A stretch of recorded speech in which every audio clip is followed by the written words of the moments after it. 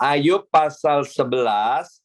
Ya, saya akan bacakan ayat yang pertama dan ayat yang kedua. Ayub pasal 11 ayat yang pertama dan ayat yang kedua. Demikian bunyi firman Tuhan. Maka berbicaralah Sofar orang Naamah.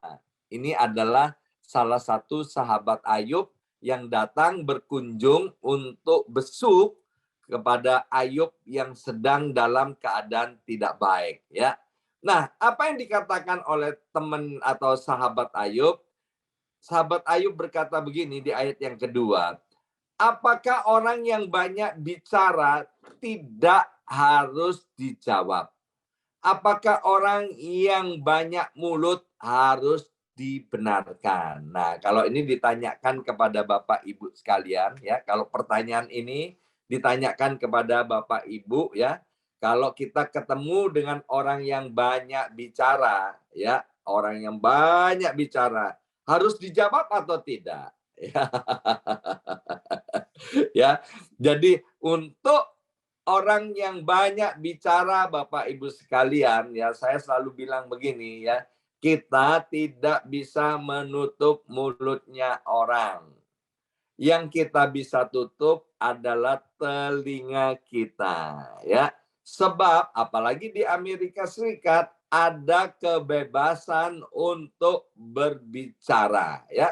Biarin aja orang yang mau banyak bicara, bicara A sampai Z, mau bicara apa saja. Yang penting begini Bapak Ibu sekalian, bagaimana kita berespon. Kalau kita berespon salah, maka kita akan punya tindakan yang salah, ya. Maka itu hati-hati ketika kita ketemu dengan orang yang banyak bicara. Bahkan dikatakan begini, orang itu bukan hanya banyak bicara tapi banyak mulut. Ya, saya nggak tahu terjemahan lain seperti apa. Mungkin orang yang berkata-kata hal-hal yang tidak baik, ya. Tetapi begini Bapak Ibu sekalian, kalau itu yang banyak bicara, banyak omong itu adalah anak-anak kita, ya, atau keluarga kita, kita bisa memberikan nasihat kepada mereka. Apalagi kalau anak-anak kita masih dalam perwalian pada kita, di mana kita harus bertanggung jawab untuk mendidik, bertanggung jawab untuk membesarkan mereka, bertanggung jawab untuk memimpin anak-anak kita kepada jalan kebenaran, kita harus sampaikan. Tetapi kalau kepada orang yang lain, ya, kita tidak harus memberikan jawaban kepada orang-orang yang banyak bicara, Bapak Ibu sekalian, ya. Karena itu adalah urusan mereka sendiri-sendiri. Dan orang dunia punya pepatah begini, harimau mulutmu adalah harimaumu. Biarlah orang yang banyak bicara nanti dia berurusan atau bertanggung jawab dengan apa yang dia katakan. Kalau misalnya dia mencaci maki pemerintahan, mencaci maki presiden atau apa, ya biar orang itu bertanggung jawab berurusan dengan aparat pemerintah, ya. Jadi itu bukan urusan kita.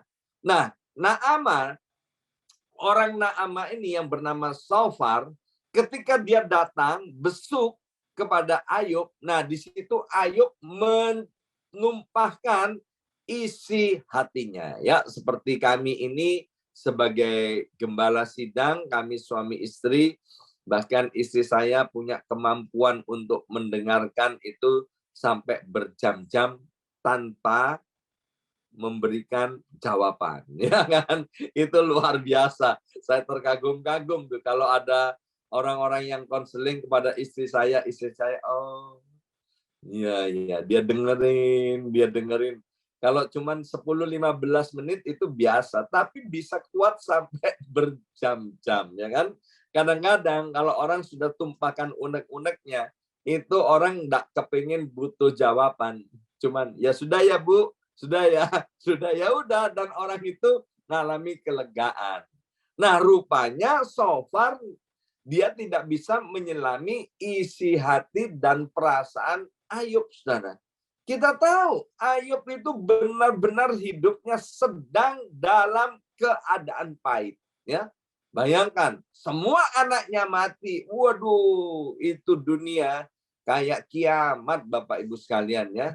Jangankan 10 anak itu mati, mati satu aja udah kayak ngomong kiamat, saudara. Ini 10 anaknya meninggal dunia.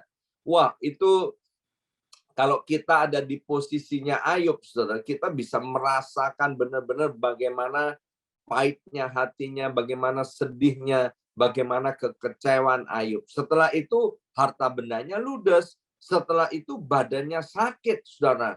Wow, jadi kondisi Ayub itu benar-benar dalam keadaan yang tidak baik. Nah, sebetulnya dibutuhkan apa? Dibutuhkan memang orang yang bersedia untuk mendengarkan keluh kesah atau apa yang ada di dalam hatinya Ayub nih. Nah, kebanyakan Tuhan tuh kan kasih kita 2 telinga ada maksudnya, ya kan? Maksudnya agar supaya kita mau mendengarkan 2 kali lipat. Mengapa Tuhan kasih kita 1 mulut? Artinya agar supaya mulut kita ini bisa dijaga. Kalau mulutnya lebih dari 1 kan susah untuk jaganya, ya kan? Nah, seperti telinga, saudara. Telinga dengan mulut lebih gampang menutup mulut daripada menutup telinga. Untuk menutup telinga dibutuhkan 2 tangan, ya.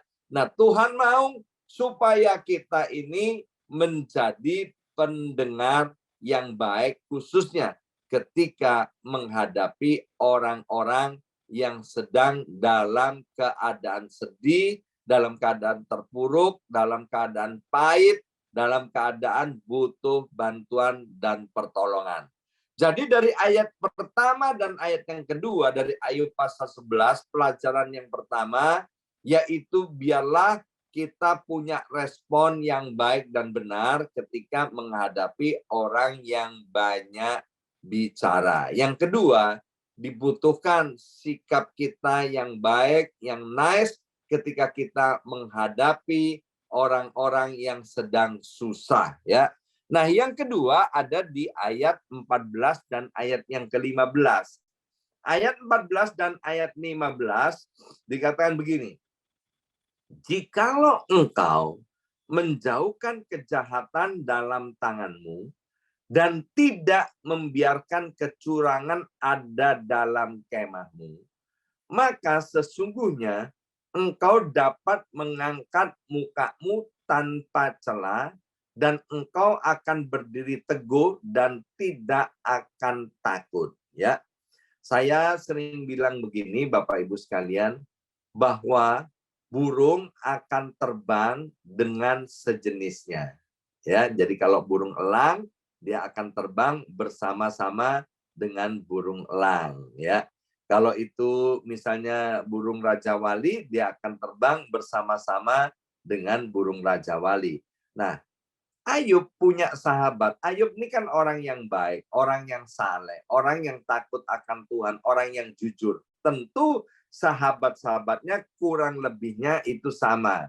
Orang-orang yang takut akan Tuhan juga, ya.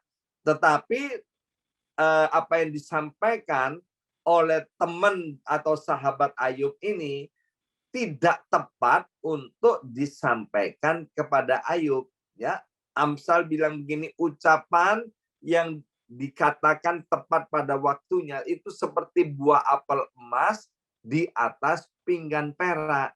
Nah, apa yang diucapkan oleh Shofar tadi ini adalah 100% benar, ya, 100% benar bahwa akibat daripada dosa, akibat daripada perbuatan-perbuatan jahat itu pasti akan membuat pelakunya menderita. Sekali lagi, akibat daripada dosa atau perbuatan-perbuatan jahat, maka pelakunya itu akan mengalami penderitaan cepat atau lambat. Itu pasti dia akan menuai apa yang ditabur.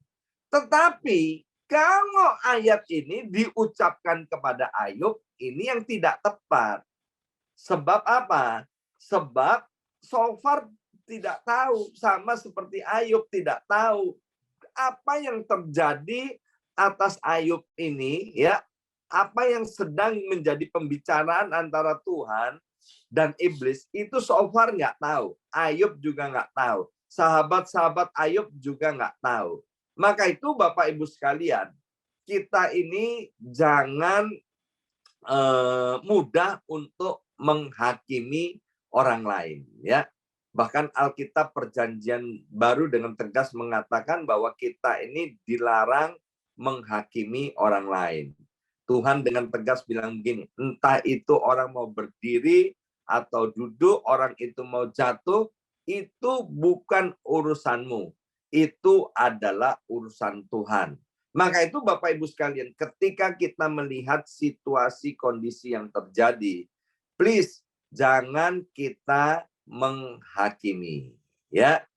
Kalau kita teliti membaca kitab Ayub, akhir daripada kitab Ayub itu berakhir dengan happy ending, ya. Keadaan Ayub dipulihkan 2 kali lipat, dan kemudian Ayub masih dianugerahi oleh Tuhan umur panjang, ditambahin lagi 140 tahun, ditambahin, bukan mati umur 140, tapi setelah dipulihkan dikaruniai umur lagi 140, sehingga Ayub bisa menikmati masa-masa kejayaan, masa-masa kebahagiaan. Ya, kembali kepada topik Ayub 11 pasal 14 sampai dengan 15. Ketika kita melihat orang-orang yang dalam keadaan tidak baik, mari Bapak Ibu sekalian, jangan kita menghakimi. Tetapi kalau ada di antara kita atau kita sedang mengalami hal-hal yang tidak baik, itu karena perbuatan dosa kita, mari please kita bertobat, ya. Bertobat. Bertobat itu apa? Mengakui kesalahan kita di hadapan Tuhan dan meninggalkannya serta melakukan kebalikannya, ya. Seperti saya adalah seorang hamba Tuhan yang cinta Tuhan, yang mengasihi Tuhan, ya. Tetapi ketika saya melakukan perbuatan jahat, perbuatan dosa, tidak setia kepada keluarga, saya mengkhianati istri dan anak-anak, saya tinggalkan mereka, maka kemudian lama setelah itu saya mengalami hal yang tidak baik, ya. Hal yang membuat saya betul-betul dalam keadaan terpuruk. Tetapi ketika berbalik kepada Tuhan, bertobat, Bapak Ibu sekalian, hidupnya dipulihkan. Nah, hari ini dari kitab Ayub pasal 11 kita sudah belajar. Yang pertama, kita harus peka terhadap situasi kondisi orang lain, ya. Biarkan orang lain mau ngomong apa, mau menyampaikan isi hatinya, dia mau berkata apa, omong banyak, omong besar, yang penting kita harus punya respon yang baik dan yang benar, ya. Yang kedua, jangan pernah kita menghakimi orang lain karena kita tidak tahu apa yang terjadi di belakang itu. Dan yang selanjutnya, kalau kita dalam keadaan terpuruk, kita dalam keadaan menderita karena perbuatan dosa kita, maka jalan keluarnya adalah bertobat. Amin. Mari kita berdoa. Materaikan siap benih kebenaran firman Tuhan ini, ya Aba, ya Bapa. Tolong Allah Roh Kudus setiap kami, sehingga kami ini dituntun dari waktu ke waktu oleh kebenaran firman Tuhan, sehingga hidup kami semakin serupa dengan Kristus Yesus Tuhan kami. Dalam nama Yesus kami sudah berdoa. Haleluya. Amin, amin, amin.